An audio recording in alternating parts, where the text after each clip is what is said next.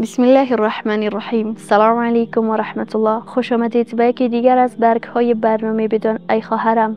امروز می خواهیم درباره یکی از بزرگترین حقوق صحبت کنیم که اسلام از حق خداوند متعال بر دوش ما گذاشته است، حق والدین.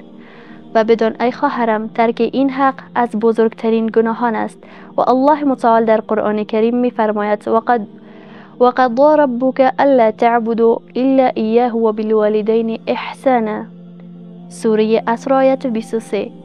پروردگارت فرمان داده که جز او را نپرستید و بر پدر و مادر نیکی کنید. یعنی بعد از توحید مهمترین وظیفه ما احترام و نیکی به والدین است. و رسول صلی الله علیه و سلم فرمودند: آیا شما را از بزرگترین گناهان خبر ندهم؟ شرک به خدا و نافرمانی از والدین. حدیث صحیح بخاری و صحیح مسلم. یعنی گناهان نافرمانی والدین در کنار شرک ذکر شده است و ترک حق والدین یعنی چه؟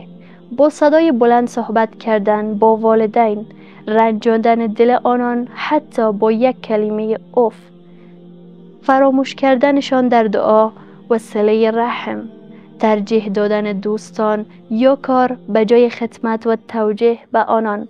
راه های انجام حق والدین کدام ها هستند؟